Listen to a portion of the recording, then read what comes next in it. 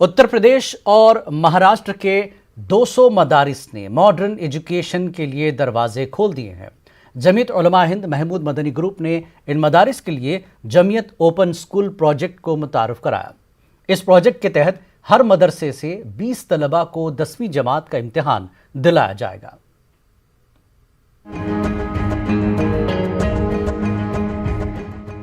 जमीयत उलमा हिंद के दफ्तर में जमा हुए तमाम लोग मगरबी उत्तर प्रदेश के मदरसों के प्रिंसिपल और टीचर हैं। जमीयत उलमा हिंद महमूद मदनी ग्रुप की पहल पर 10 जिलों से ये दिल्ली आए हैं। जमीयत की प्रोजेक्ट जमीयत ओपन स्कूल से जुड़े लोगों के जरिए इन्हें बताया जा रहा है कि किस तरह वो अपने मदरसे के 20 तलबा को 10वीं क्लास की तालीम दिला सकते हैं। जमीयत हर बच्चे के लिए 10,000 रुपए स्कॉलरशिप सालाना देने का इरादा रखती है। कि जो मदारिस में तलबा हैं, हमारे पास स्टूडेंट्स हैं, उनको NIOS से जोड़कर कराई जाए सब्जेक्ट की और एग्ज़ाम कराया जाए। इसके लिए जमीयत ने एक यूनिट कायम किया अलग से, जमीयत नेशनल ओपन स्कूल। उसी के तहत आज तकरीबन 100 मदारिस मगरबी यूपी और दिल्ली के, उनको यहाँ जमा किया गया ज़िम्मेदारों को, और उसके ये 1 महीने की ट्रेनिंग होगी। हर मदरसे से एक कोऑर्डिनेटर लिया गया है, वो ट्रेनिंग होगी पुणे में, और उसके बाद इसको शुरू किया जाएगा। फ़िलहाल 100 मदरसे यहाँ से लिए गए हैं और 100 के करीब मदरसे महाराष्ट्र के लिए गए हैं। 2 जगहों से लिए गए हैं, फिर सेकंड फेज़ में और दूसरी जगहों से भी लिए जाएंगे। ये गवर्नमेंट का प्रोजेक्ट नहीं है, ये कम्युनिटी का इनिशिएटिव है। वो गवर्नमेंट का प्रोजेक्ट था जो आसाम में हुआ है। हम पहले से कह रहे हैं, अभी भी कहते हैं कि गवर्नमेंट जो है धोखा देती है। 50,000 बच्चों का टारगेट बनाया था, लेकिन ये जिस तरीके से लोग शरीक हो रहे हैं, अब ये आज आपने यहाँ देखा 100 मदरसे हैं, हर मदरसे में 2,000 से 5,000 तलबा पढ़ते हैं। बड़े बड़े मदरसे हैं ये इस इलाके के, और हर मदरसे से अगर मान लिया छोटी सी छोटी भी तादाद, अगर उन्होंने 1,000 बच्चों ने भी इम्तहान दिया एक मदरसे से, तो 1 लाख तो यहीं पे हो गए। हमने टारगेट बनाया था सिर्फ 2,000 का। तो जितनी डिमांड हम देख रहे हैं पूरे मुल्क में, अभी हमने सिर्फ 2 स्टेट में किया, यूपी में और उसके अलावा महाराष्ट्र में। हर जगह से हमारे ऊपर ज़बरदस्त प्रेशर है कि हमारे यहाँ भी शुरू कराइए। प्रोजेक्ट के तहत हर मदरसे में टीचर देने का काम जमीयत उलमा हिंद करेगी। इसके लिए टीचर्स को महाराष्ट्र के पुणे में ट्रेनिंग भी दिलाई जाएगी। NIOS के जरिए तालीम दिलाने का फायदा ये है कि एक बार रजिस्ट्रेशन 5 साल के लिए काफी है और 9 बार इम्तिहान दिया जा सकता है। आने वाले 10 सालों में पूरे मुल्क के 300 जिलों को इस प्रोजेक्ट से जोड़ने की कोशिश की जाएगी और मदरसों के 50,000 तलबा को 10वीं की तालीम दिलाई जाएगी। हमें इसमें ये बेहतर लग रहा है कि एक तो ये फासलाती कोर्स है, कॉरस्पॉन्डिंग कोर्स है, इसमें आसानी भी है, क्लास भी आसानी से चल जाएंगी और बच्चे जो हैं इसको स्टूडेंट वो आसानी से कवर कर लेंगे, और इसमें कम से कम जो है टीचर्स की ज़रूरत होती है। मैंने इसका कोर्स भी देखा है, वो कोर्स ऐसा है कि उसको बच्चा स्टूडेंट खुद ही पढ़ सकता है। हमारी पहले से ही दिली ख्वाहिश थी कि इस तरह का निज़ाम हो, कि मदरसे में इस तरह का निज़ाम आए कि हम असरी तालीम से दूर रहते हैं, हम ये हासिल नहीं कर पाते और बाहर जाते हैं तो परेशानी होती है, कोई एप्लीकेशन नहीं लिख पाते, बैंक का काम नहीं कर पाते, बहुत सी ज़रूरतें होती हैं, या कहीं भी ज़रूरत पड़ती है सर्टिफिकेट की तो मदरसे वाला सर्टिफिकेट चलता नहीं है वो। तो इसलिए हमारी दिली ख्वाहिश थी, वो अब पूरी होने जा रही है और इंशाल्लाह ये पूरी होगी और कामयाब होगी। देखिए, national institute of open schooling में पहले से ही कौमी सतह पर 3 मीडियम में तालीम देने का इंतज़ाम है। 10वीं 12वीं में हिंदी, इंग्लिश और उर्दू। तो उर्दू मीडियम में तमाम मज़ामीन की किताबें बनी हुई हैं। तो इस तरह का कोई किसी कोलैबोरेशन की ज़रूरत नहीं है, तो सबके लिए खुला हुआ है ओपन स्कूल। चाहे हिंदी मीडियम के लोग हों, अंग्रेज़ी के हों, उर्दू के हों, मदारिस के हों, मठ के हों, कहीं के भी हो सकते हैं, खानका के लोग हों। तो ऐसा कोई MOU साइन नहीं है उनके साथ, लेकिन ये एक अच्छी पहल है, एक अच्छा कदम है कि मदारिस के तालिब बड़ी तादाद में जो है NIOS के साथ जुड़ रहे हैं, और इससे न सिर्फ मदरसे के तालिब इल्मों को फ़ायदा होगा बल्कि हमारे मुल्क के लिए भी बहुत बढ़िया बात होगी है। जमीयत उलमा हिंद और दारुल उलूम देवबंद को पुरानी रिवायती सोच के तौर पर देखा जाता रहा है। मदरसे अपने कैंपस में मॉडर्न एजुकेशन की मुखालफत करते रहे हैं, लेकिन बदलते हालात और सोच के बीच जमीयत का प्रोजेक्ट मुस्लिम समाज में बड़े और मुस्बत बदलाव की जानिब इशारा कर रहा है। न्यूज़ 18 उर्दू के लिए दिल्ली से खुर्रम शहजाद की रिपोर्ट। मुल्क में बढ़ती महंगाई, खौफ और किसानों के मुद्दे पर एसडीपीआई के जनरल सेक्रेटरी डॉक्टर तस्लीम अहमद रहमानी ने मरकजी हुकूमत को तनकीद का निशाना बनाया। जनरल सेक्रेटरी डॉक्टर तस्लीम अहमद रहमानी से बातचीत की हमारे नुमाइंदे अजहरुद्दीन ने। मुल्क में मुख्तलिफ अंदाज से खौफ बपा किया जा रहा है। तमाम अहले वतन को एक दूसरे से खौफजदा करने की साजिश की जा रही है। हिंदुओं और मुसलमानों को आपस में एक दूसरे से मुख्तलिफ किया जा रहा है। इसी तरीके से भूख के मामले में भी इंडस्ट्रियल हमारा जो ग्रोथ है वो रुक गया है, माइनस में जीडीपी है, और किसानों का आलम अब यह है कि वो सड़कों पर आके लाखों की तादाद में बैठ गए हैं।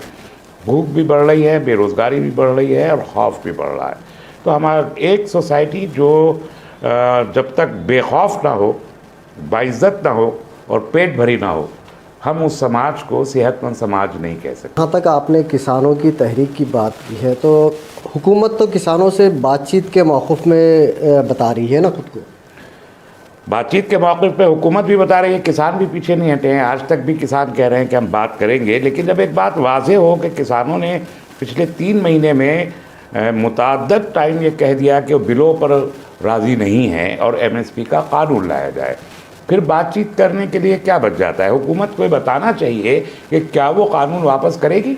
वन एंड ऑल उनको बोल देना चाहिए हम कानून वापस नहीं करेंगे या हम एमएसपी पे बिल नहीं लाएंगे, आपको जो करना हो कर लीजिए। या तो ये बोल दे हुकूमत। आप ये कहते हैं कि एमएसपी थी, है और रहेगी। आप पार्लियामेंट में खड़े होकर अपनी तकरीर में कहते हैं, आप पब्लिक मीटिंग में खड़े होकर कहते हैं, आप कानून में क्यों नहीं कहते? क्यों आप बिल लेके नहीं आते कि एमएसपी का अब ये प्रोविज़न होगा? पार्लियामेंट का मतलब भाषण नहीं होता है, पार्लियामेंट का मतलब होता है कानून बनाना। साफ जाहिर हो रहा है कि आप मुल्क के अंदर भी और मुल्क के बाहर भी कुछ मखसूस कुव्वतों के दबाव में काम करके आवाम का दमन कर रहे, इस्तेहसार कर रहे। पिछले 6 साल का अगर जायज़ा ले तो पता चलता है कि जो भी एहतजाज हो रहे, चाहे वो CAA NRC के ख़िलाफ़ शाहीन बाग मूवमेंट हो या फिर अभी किसानों की तहरीक, तो इस सब को आप कैसे देखते हैं? क्या ये जमहूरी मुल्क में आवाज़ों को दबाने की कोई कोशिश तो नहीं? देखिए, मेरे ख्याल फासिस्ट है, और जितने कवानीन के नाम पर जो ढकोसला किया जा रहा है वो तमाम कवानीन गैर अवामी हैं। चाहे वो कश्मीर का 370 हो, CAA हो, ट्रिपल तलाक हो, किसान का मूवमेंट हो, whatever at the name of legislation, ये जो कुछ भी पार्लियामेंट में बिल लाए उसका अवामी सरोकार कोई भी नहीं है, और जिनके लिए लाए उनमें से एक तबका भी उन बिलों से खुश नहीं है। जी बहुत बहुत शुक्रिया। ये थे तस्लीम रहमानी साहब। इनका साफ कहना है कि अवाम अपना मैंडेट दे रहे हैं और आने वाले वक्तों में दूध का दूध, पानी का पानी हो जाएगा।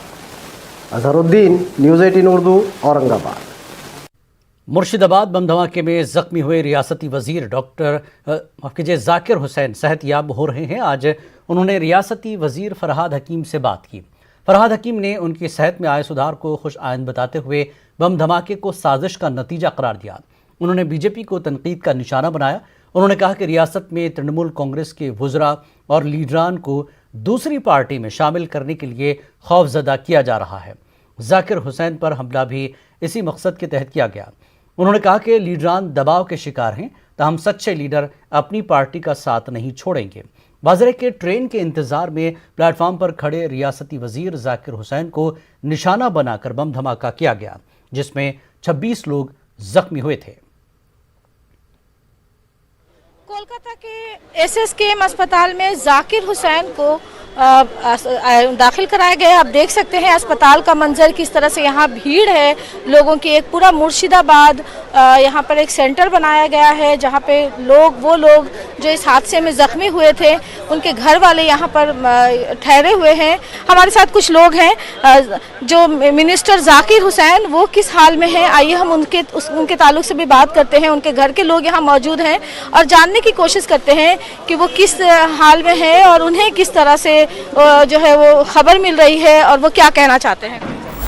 नहीं, देखिए, ये चक्रांत है, बहुत बड़ा साजिश है, चक्रांत है, क्योंकि रेलवे स्टेशन में जो भी प्रोटेक्शन होना चाहिए, चाहे मिनिस्ट्री केवल नहीं, वो तो पैसेंजर भी हैं, तो उनके जो प्रोटेक्शन होना चाहिए था रेलवे स्टेशन, रेलवे वाला सेंट्रल गवर्नमेंट ने दी नहीं।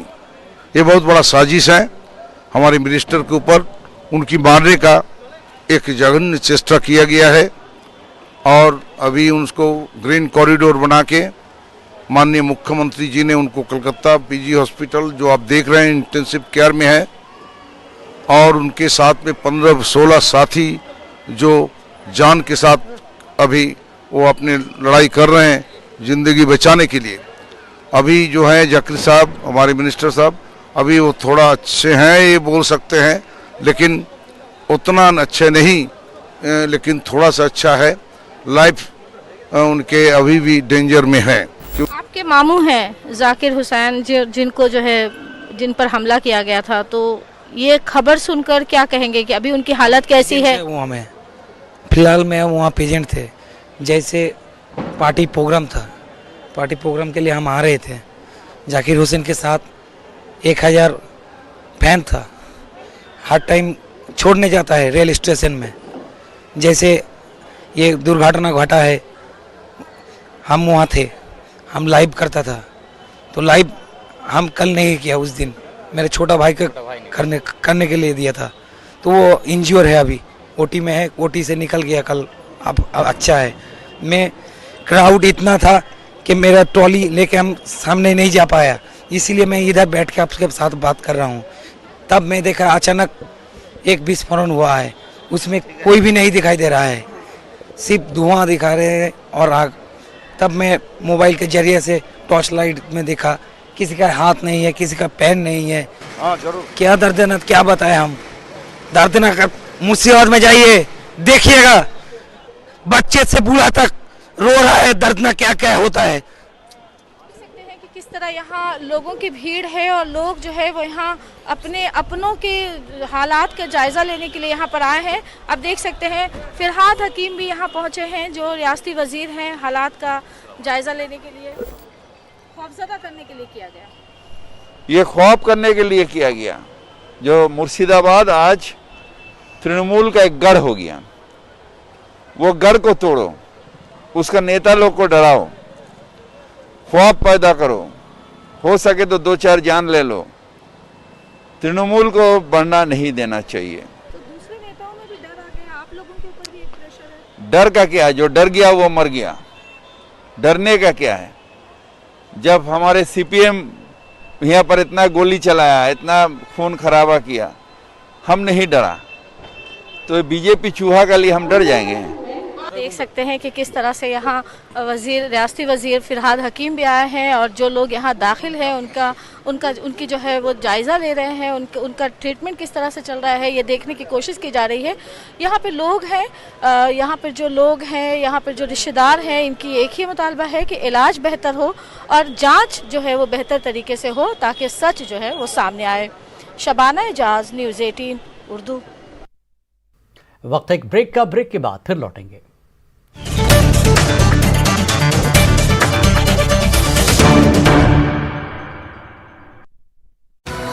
उनकी नमस्ते।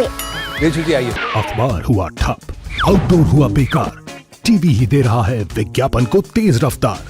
करोड़ों दर्शकों तक न्यूज़ 18 पहुंचाएगा आपका ऐड। न्यूज़ 18 की टीम दमदार बनाएगी आपका ऐड शानदार।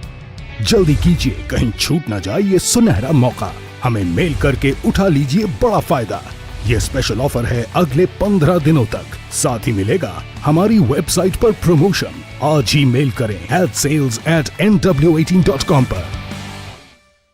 न्यूज़ 18 इंडिया, आपका पसंदीदा नेशनल न्यूज चैनल, उपलब्ध है टाटा स्काई के चैनल नंबर 519 और एयरटेल के चैनल नंबर 318 पर। कोरोना की हर खबर देखते रहिए न्यूज़ 18 इंडिया पर। भैया राम राम, नमस्कार। ना जाना, कुछ बता रहे हैं, कुछ चेता रहे हैं। तो आपने लॉकडाउन के दौरान देखा कि हम क्या कर रहे हैं। कोरोना काल में लोग एक दूसरे को समझा रहे हैं, बड़े बड़े लोग वीडियो बना रहे हैं। आप गाना जानते हैं तो गाइए या फिर अपना हुनर दिखाइए, वीडियो बनाइए और हम तक पहुंचाइए और घर बैठे बनिए स्टार।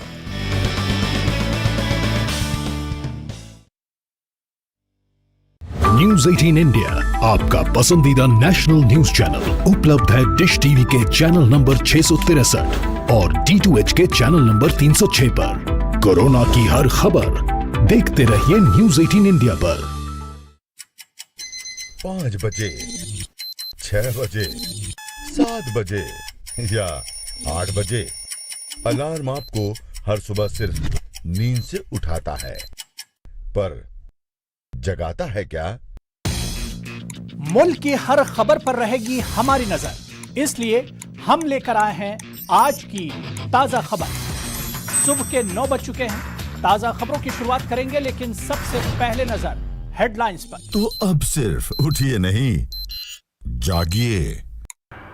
बेंगलुरु में 11 अगस्त 2020 को पेश आए तशद्दुद के मामले में केलम कमिश्नर को अब तक सिर्फ 3 अर्जियां मौसूल हुई हैं। केलम कमिश्नर जस्टिस केम्पन्ना ने मीडिया से खिताब करते हुए कहा कि तशद्दुद में नुकसान उठा चुके मुतासरीन जल्द से जल्द कमीशन के दफ्तर से रुजू होकर दरख्वास्त पेश करें। जानी और माली नुकसान के सिलसिले में अर्जियां दी जा सकती हैं। फसाद बर्पा करने वालों से हरजाना वसूल करते हुए मुतासरीन को मुआवजा देना इस कमीशन की जिम्मेदारी है। Public who are affected is they should come forward and file their petitions before the Claims Commissioner office, and whatever information that is required for them to file the applications may be obtained in our office. Karnataka में नाफिज किए गए गौकशी पर पाबंदी के कानून के खिलाफ अदालत से रुजू होने का फैसला लिया गया है। बेंगलुरु में साबिक रियासती वजीर ज़मीर अहमद खान ने यह बात कही। ज़मीर अहमद खान ने कहा कि असम्बली और काउंसिल दोनों ऐवानों में गैर कानूनी तरीके से बीजेपी हुकूमत ने इंसदाद गौकशी बिल पास किया है। हज़रत ख्वाजा मोइनुद्दीन चिश्ती रहमतुल्लाह अलैह के 809वें उर्स की सालाना छठी आज मनाई गई। सुबह 9 बजे कुरान ख्वानी हुई है। सुबह 10 बजे अंजुमन की जानिब से चादर पेश की गई। 11 बजे कुल की महफिल शुरू हुई, जिसकी सदारत दरगाह दीवान सैयद ज़ैनुल आबिदीन अली खान ने की है। दरगाह के खादिमों की जानिब से शजरा ख्वानी की गई और सलाम पेश किया गया। गरीब नवाज का 809वां उर्स का छठी का कुल हुआ। छठी के कुल के अंदर में लाखों ज़ाहिरीन आए। लाखों ज़ाहिरीनों ने यहाँ पर हुजूर गरीब नवाज के आस्थाने आलिया के अंदर में दुआ मांगी। दुआ मांगने के बाद में मज़ार शरीफ के ऊपर में केवड़ा और गुलाब जल छाट कर पानी हासिल किया। ये पानी अपने अपने घरों को लेके जाएंगे और अपनी मन्नतों से मुरादों से सरफराज होंगे। मुल्क में अमन रहे, भाईचारा रहे, मोहब्बत रहे, प्यार रहे, यही हमारी दुआ है। गरीब नवाज का पैगाम भी यही था। जितने ज़ाहिरीन यहाँ पे आए, अल्लाह ताला उनकी सबकी मुरादें इनकी दुआओं से पूरी करे और ये साथ खैरियत से अपने वतन पहुँचे, ये हम दुआ करते हैं। आज चादर पेश की गई अंजुमन की तरफ से, हमेशा की तरह होती है। इस बार भी अंजुमन के सदर सेक्रेटरी ने मिलकर खुदाम खादिम ने चादर पेश की। हर खादिम अपने अपने आने वाले मेहमानों के लिए भी दुआए खैर करता है। जो सरकार में हाजिर ना हो सके हैं, जो हाजिर हो चुके हैं, उन तमाम लोगों के लिए दुआए खैर होती है। अल्लाह ताला उन सब के मकासीसों को पूरा करे गरीब नवाज के सदक़े में और उनकी खाली झोलियों को भर दे। जो बीमार हैं उनको अल्लाह ताला शफा अता फरमाए। जो परेशान हाल हैं अल्लाह उनकी परेशानियों को दूर करे। जो बेरोज़गार हैं अल्लाह उनको रोज़गार अता फरमाए। गरीब नवाज के सदक़े में अल्लाह हर मुश्किल और मुसीबतों से। अकोला में हर साल अजमेर जाने वालों की धूम हुआ करती थी, ताहम इस बार अकोला में कोरोना के मामलात में इजाफे के बाद लॉकडाउन की नौबत आ चुकी है। इसलिए कई लोगों ने अजमेर जाने का मनसूबा तर्क कर दिया है। इस बीच कच्ची मेमन जमात समेत कुछ तंजीमों, जमातों और इनफरादी तौर पर चादर भेजने की कोशिश की जा रही है। ख्वाजा गरीब नवाज का 809वां उर्स है और इस 8 से 90 उर्स के मौके पर अकोला कच्ची मेमन जमात की ओर से यहाँ से दास्ताने पे चादर भेजी गई, जो अल्हम्दुलिल्लाह दास्ताने पे चढ़ाई गई। इस साल अकोला में जो कार्यक्रम लिए गए थे ख्वाजा गरीब नवाज की छठी के मौके पर, वो हमको सब रद्द करना पड़ा। कोविड की 20 और 21 फरवरी को होने वाली तीसरी इंटरनेशनल उर्दू कॉन्फ्रेंस को मुलतवी कर दिया गया है। मौलाना आज़ाद रूरल यूनिवर्सिटी के Maulana Azad Institute of Humanity Science and Technology में ये उर्दू कॉन्फ्रेंस मुनक्किद किया जाना था। कुछ वजूहात की बिना पर अब ये उर्दू कॉन्फ्रेंस 13 और 14 मार्च को Maulana Azad Institute of Humanity Science and Technology में ही मुनक्किद की जाएगी। डॉक्टर अम्मार रिजवी ने इस बात की जानकारी दी। हैं कि 20 और 21 को तीसरी international Urdu conference Maulana Azad Institute of Humanities Science and Technology में, जिसे जो प्रपोज्ड मौलाना आज़ाद रूरल यूनिवर्सिटी है, उसमें मुनक़िद होने जा रही थी। किन्हीं कारणों से वजूद से हमें इन तारीख़ों को बढ़ाना पड़ रहा है। और अब ये कॉन्फ्रेंस 13 और 14 मार्च को Maulana Azad Institute of Humanities Science and Technology के प्रांगण में उसी जगह पर ये होगी। इसमें कार्यक्रम उसी तरह से रहेगा। इसका प्रोग्राम यानी 13 को सेमिनार और शाम गज़ल है, जो 6 बजे से शाम गज़ल शुरू होगी, उसके बाद दिन को सेमिनार होंगे।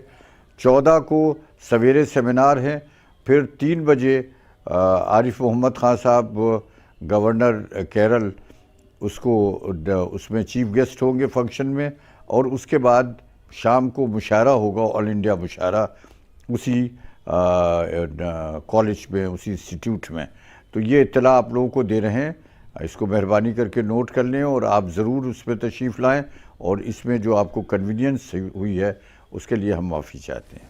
जैसा कि मैं इससे पहले कह चुका हूँ कि ये बैनुल अक़वामी कॉन्फ्रेंस का मकसद ये है कि बैनुल अक़वामी सतह पर इंटरनेशनल लेवल के ऊपर जो उर्दू में मुख्तलिफ़ ममालिक में, बैरूनी ममालिक में, जैसे यूरोप में क्या हो रहा है, अमेरिका में क्या हो रहा है, कनाडा में क्या हो रहा है, अरब कंट्रीज़ में क्या हो रहा है, सारी दुनिया में क्या हो रहा है, वो हम जानें, और उसी के साथ साथ ये भी वो लोग जानें कि हिंदुस्तान में उर्दू की तरक्की के लिए हम लोग क्या कर रहे हैं, कितनी ज़्यादा यहाँ पर किताबें छप रही हैं, कितने ज़्यादा सेमिनार हो रहे हैं, कितने ज़्यादा मुशायरे हो रहे हैं।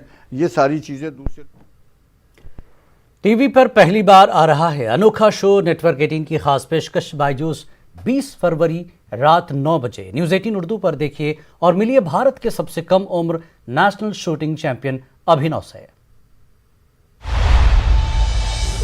मेरा नाम है अभिनव शाह, मैं आसनसोल वेस्ट बंगाल से हूँ। मैं 12 साल का हूँ और मैं 10 मीटर एयर राइफल में यंगेस्ट गोल्ड मेडलिस्ट हूँ।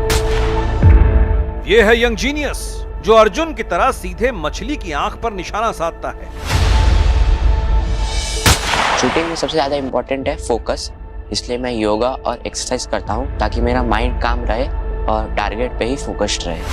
ये है यंग जीनियस जो भारत का सबसे कम उम्र का नेशनल शूटिंग चैंपियन है। I won 2 gold medal in the youth and junior category held at Trivandrum 2018.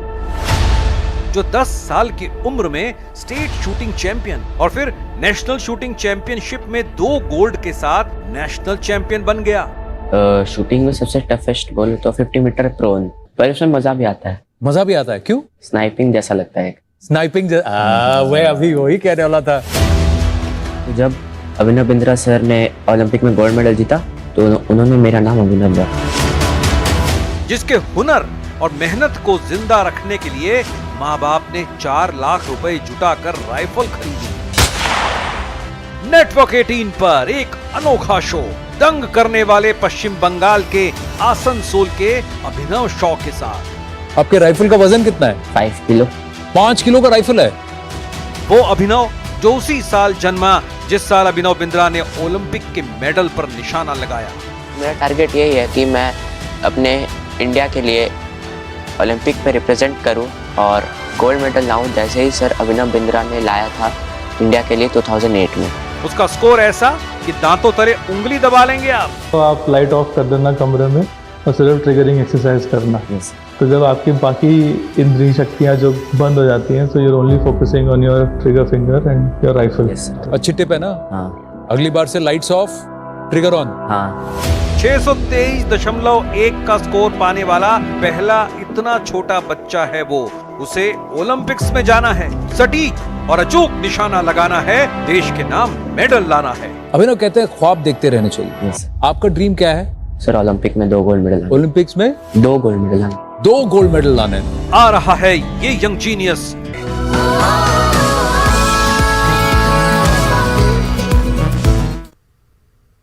खास बात इंडिया में फिलहाल इतना ही। आदाब।